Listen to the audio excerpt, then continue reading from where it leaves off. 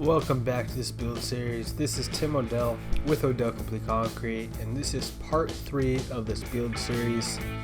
In the last part, you did see us build the planter wall in the back. It's actually there, not there right now, because we were doing a little bit of the concrete patio setup while we were also doing the block wall build. But in this part of the video series, what we're going to be focusing on is this concrete patio. It's going to be a stamped concrete finish with a paver bordered actually, but the paver border will be in part 5, so stay tuned for that. Alright, so as we're building out the wall caps over here, I got my brother Tyler and Shane working on the concrete section. Right now we're just doing some forming for the pavers, because we're going to have like a big paver patio over there, and we're going to integrate some of the pavers into the concrete. So what we're doing is every post we're gonna have a paver band going through the concrete right here. And since I do need slope to these drains, I got like a 0.5% going down and then another 0.5% going down to the drains this way. Oh, it's about 1% actually, so even better. So that's what we're going to do though for every single one of these posts. Now, like I've been saying throughout this build series, there was a couple of things that the homeowner kept changing on the design, and these paver borders being integrated within the concrete slab was one of them. She didn't decide this until after I already had all the drains in. So what I had to do was I had to re-dig up all the drains and re-center them all. And I had to recenter all these drains because once the 12-inch borders went in on the patio slab, it basically threw off the center location of all the slabs. And I don't mind doing the extra work to make sure that the finished product comes out perfect and nice for the homeowner. The only thing I don't like is when it seems that the homeowners just seem ungrateful for me putting in extra work and I'm not even upcharging them. Even though we did all of these small little changes to appease the homeowner, in the end she still decided that she didn't like the changes that she personally made. And basically stuff like this just kept happening, small little changes to the design that she ultimately just didn't like, and was the main reason of why we just couldn't complete this job. But at the end of this video, you guys check out the final product. Let me know what your thoughts were, and let me know if this is something that you would have loved in your backyard. And if you're at all confused about what I'm talking about right now, this is a build series, guys. There's multiple parts to it. In part 1, I do explain pretty much why this is one of the worst backyard remodels I've ever done, and that we just never got to complete. So make sure to go back and check out the other parts so you're caught up and on board with the story. But as you can see, what we're doing right now is we're just compacting all of the concrete slabs, putting in all the rebar. We're putting all the rebar at 2-foot centers, and then we're just tying all of the rebar up so that when we start pulling it up during the concrete pour, it doesn't all come loose, and it stays at 2 foot on center. So here's the concrete patio all set up and ready for concrete. We got our rebar running through. You can see the paver right there, making sure that our forms are exactly 12 inches so that we can get our paver border in between all the concrete slabs. We have our Simpson Strong tie post in and drains all set. So this job was ready to pour out. Alright, here we are, pour day. We're about to pour out this backyard. It's about 10 yards. We're going to be doing a 12-inch border all the way around each one of these little squares.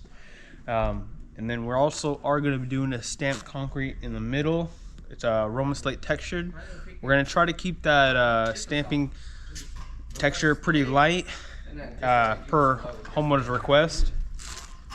And no color though. We may add two-tone later on with some color dye, but the homeowner is still deciding on that.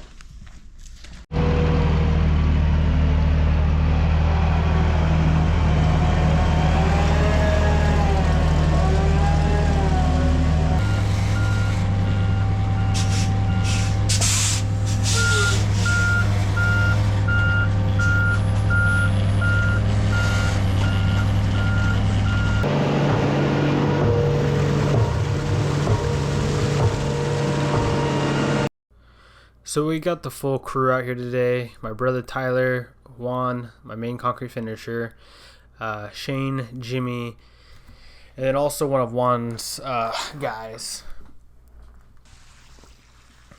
And like I was saying, so we're going to be trying to keep the stamped pattern very light because a homeowner just wanted it that way. And you know what? That was actually another thing she didn't like in the end. She thought the stamping came out a little too rough, I guess. And I even did try smoothing it out in some areas as we were finishing to try to keep it as light as possible. And then, you know what? She even kind of got mad that we didn't integrate a two-tone color because she decided after the concrete was curing that it needed something more to pop.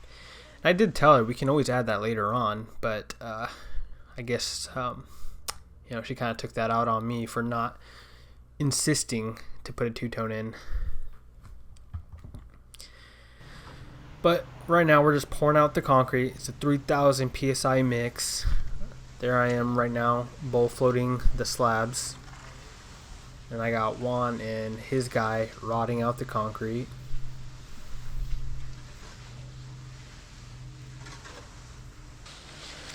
And I definitely wanted to add in shots where you can see us lifting up the rebar so the rebar police don't get all over me. I know you guys love commenting about dobies and chairs, but I made a specialty little rebar tool just to be able to pull up rebar. Kind of ironic, huh? See that little hook? That pulls up the rebar. Then you can see the way that Juan and his guy are rodding the concrete in a nice circular fashion around all the drains so that everything slopes very nicely to the drains.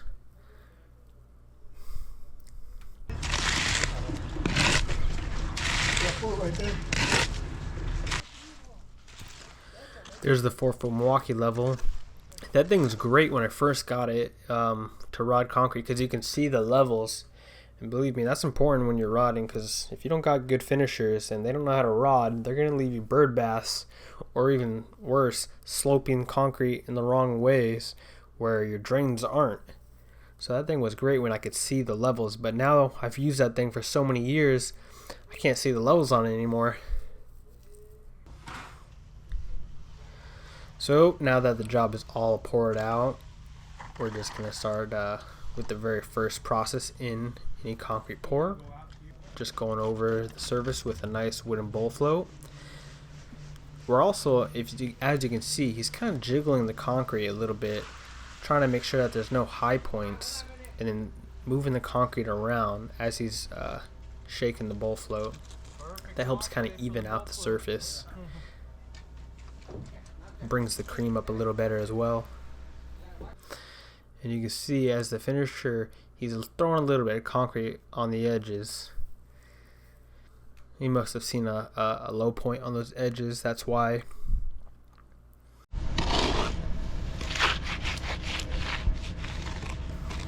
Here we are with some hand float action. Smoothing out the edges with a hand float. And we actually are filling up that little block wall right there with some concrete since we already had concrete today. Just made sense. And then we're actually using a DeWalt vibrator to vibrate the concrete to the bottom of that wall.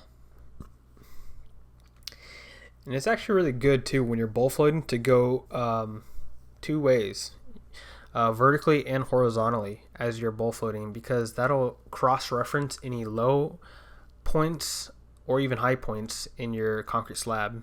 So if you have the space to do that, it's always best to.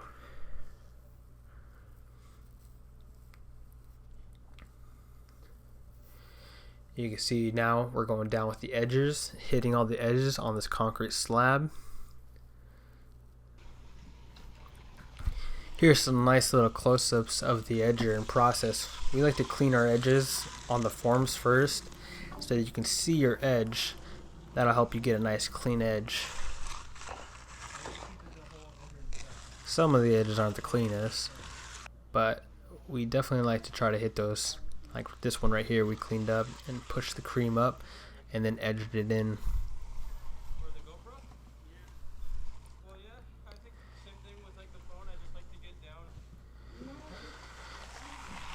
The next step in the process of your concrete finishing is breaking out some steel trowels on the surface. This basically seals the concrete, and that's a Fresno. Next thing we're doing right now is we are marking in the 12-inch borders that we're going to be wrapping around on the concrete slabs itself. This was another request the homeowner wanted. She wanted 12-inch borders all the way around the concrete slabs. So you can see we're just marking out the ends of the slabs using the string line to run all the way and then snapping it into the concrete so that we can cut in straight joints. Here's our joint cutter. It's a 6-foot joint cutter and it helps get your joints real nice and straight. We actually snapped all of our string lines on the 12-inch borders though, so you can see what to follow.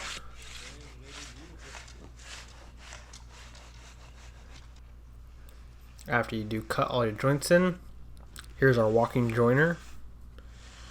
And this just helps smooth out those joints. Cleans them up. Now here's a little close-up of us going around this area. It's a little bit of a trickier area when we're putting our 12-inch borders in. So you can see Tyler's actually marking it out with his margin trowel. Then he's making sure that his hand joiner is perfectly aligned on each side before he presses down into the concrete to cut in the joint.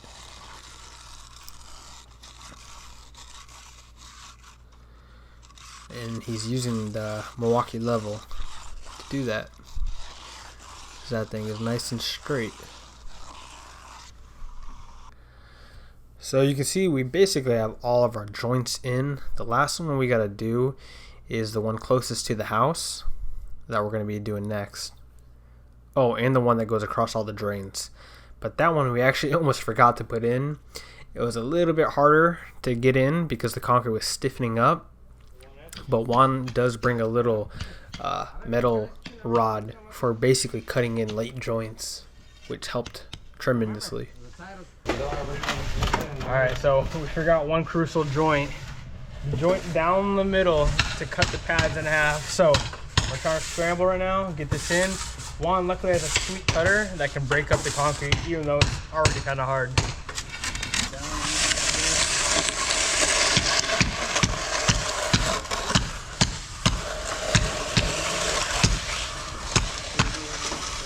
So you can see now that we put that joint across all of the slabs down the drains. That one was pretty necessary to put in because these slabs were pretty long. They were about 14 feet and we wanted to break that up into at least 7. So you can see I'm using the aluminum rod right now to get my joint in. And it's funny really because the joint that I put down the middle of all these slabs, the homeowner didn't like that either. But I tried to explain to her how important that was because it will help prevent any cracks from coming up later on. But that was another mistake. And I would say there was the perfect amount of finishers on this job. Basically one finisher for each slab. Maybe overkill, but makes it easy when you have more guys. Went from 100 to 20. I work out 3,000. Yeah, you've got it's like a concrete rollout. Really is, though. The concrete rollout right there.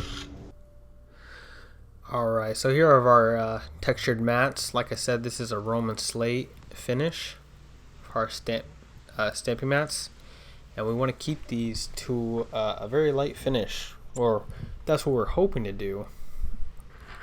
You guys let me know if this was a pretty clean stamping finish or not. I thought it came out really nice, but the homeowner thought I was a little too heavy stamped. And then what you see us spraying on the slab was a liquid release so that the mats don't stick to the concrete and try to pull up the cream.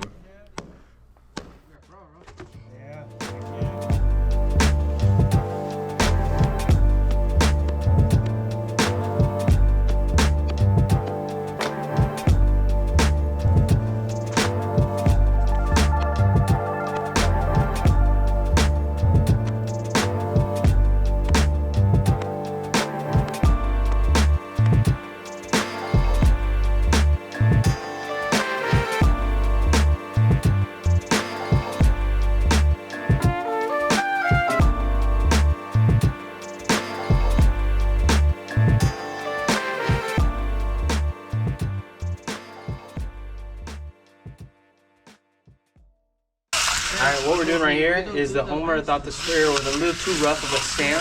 So all we're going to do is glide over with our trowels to smoothen out the stab. You can see I'm literally stepping on the concrete. That's how hard this concrete is right now. So I don't know even if you heard, one of my guys, Juan, was actually talking to the homeowner, trying to make the case of why we had to put the joints down the middle of the slabs. And then also I did end up smoothing out some of the stamp to try to reduce the texture. And then the last thing we're doing is just putting a nice light broom finish on the bordered pieces of the concrete slab.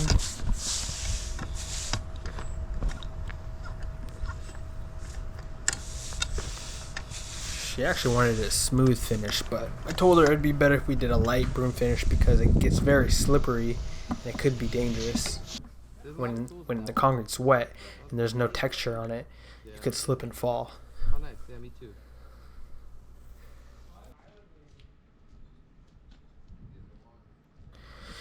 But that is basically the finished product.